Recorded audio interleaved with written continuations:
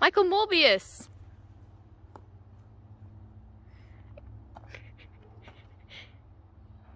Can you teach me about the mole?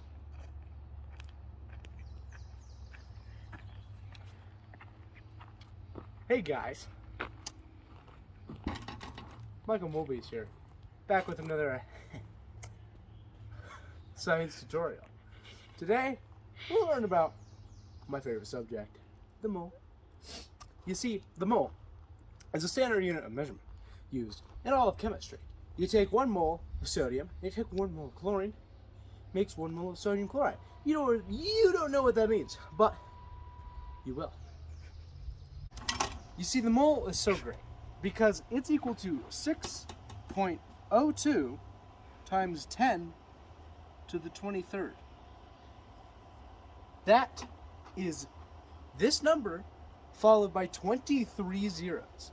If I wanted to write that out, well, not 23, 21 zeros, because it goes after that. If I wanted to write it out, I have to go 6, 0, 2, 0, 2, 3, 4, 5, 6, 7, 8, 9, 10, 11, 12, 13, 14, 15, 16, 17, 18, 19, 20, 21, 22, 23. I went too many. 21, 0. That's how big this one number is, because that's scientific notation.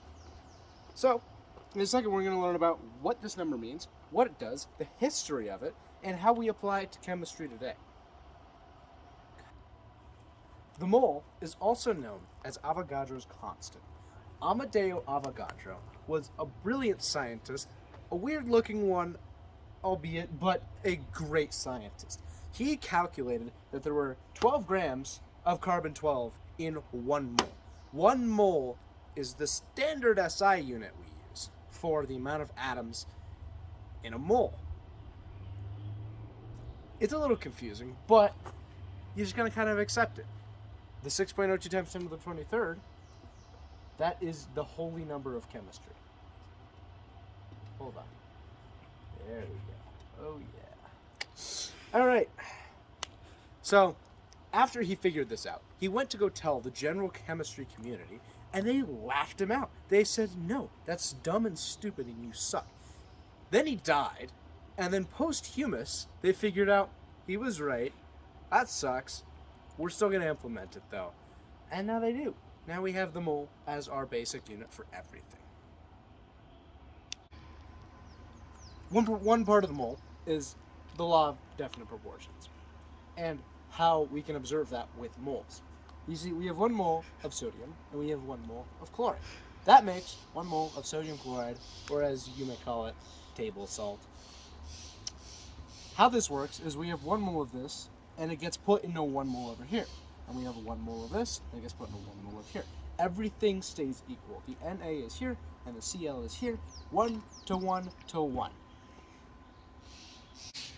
Another more visual example of the law of definite proportions is the making of liquid water using hydrogen gas and oxygen gas. So we have 2 moles of H2, which is equivalent to 4 moles of just H.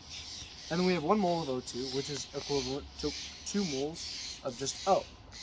And then what that turns into is to 2 H2O. So 2 H2 plus 1 O2 turns into 2 H2O.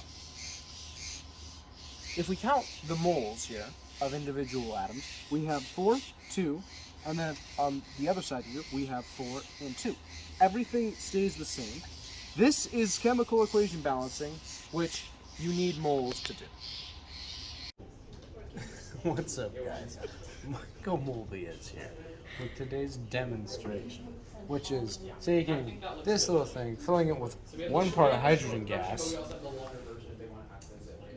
I'm sorry, 1 part oxygen gas, There we go. and then 2 parts hydrogen gas. Now that it's filled up with a sufficient amount of hydrogen and oxygen gas, we take it to the explodomatic here, and you put it in, and then,